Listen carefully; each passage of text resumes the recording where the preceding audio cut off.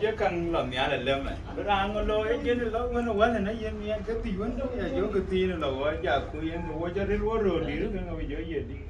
à là nhà này ôi cha bé phải như một cái tiền mà đi bảo cool what a jamu yin ya na ire run cái chuyện cái chuyện đi cha đi ra nó bảo nó chỉ nó đang nhớ người quý nín trâu trang đi rồi nín để cái điệp cái anh chỉ thiệt còn đấy ý thiệt rồi đấy anh thiệt anh thiệt bảo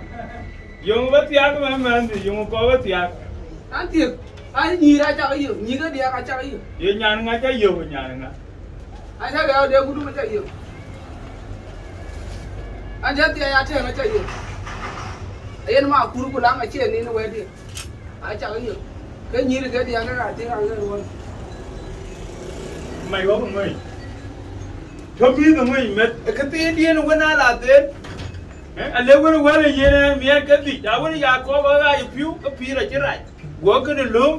chẳng phải rồi đi à biết gì nữa ये को अब ये थी क्या बेटे nhà phiếu là ăn cái chỗ là quên bây giờ tiền cái nhà này nhà cái gì cái này mà cái đầu ai vẫn có thì ai chơi cái bên cái chuyện đó ai chính cái chuyện mà chỗ là bây giờ mà đuổi chơi chơi là phiếu lối từ cái mà nó có quả quyển chứ mà nó như tôi đã cái phiếu à biết mà đi không có đâu cái đầu cái anh ai bảo ấy này cái vẻ nữa mà nó trả anh thì cái anh đừng nghe bao là đâu cái bây chỉ biết tiag cái gì anh thiệt chứ này luôn à liệu tiền riêng nhưng mà mày nhưng mà chịu phiếu nhưng mà mày ini dia cái dia còn nữa này anh liệu nhưng mà mày bắt phiếu mà để cấp cuốn rồi yang ngawin di du run dia mà thiệt anh chỉ nông có lầu giá nông trời ये खबर तो कौन रुंठियन हुआ कौन का डर नहीं जाने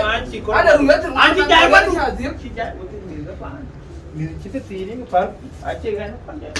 bắt đầu ở thế cái đi chiếu u lấy rồi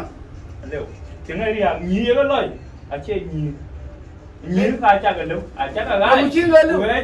ra thì tôi anh thì sao long dia bà lôi bên lôi long đủ thiên nhàn cùi hoàn thì nó tiệt cái nó tiệt à nó nhàn thế liệu thiên nhàn đẹp mang tiếp theo rồi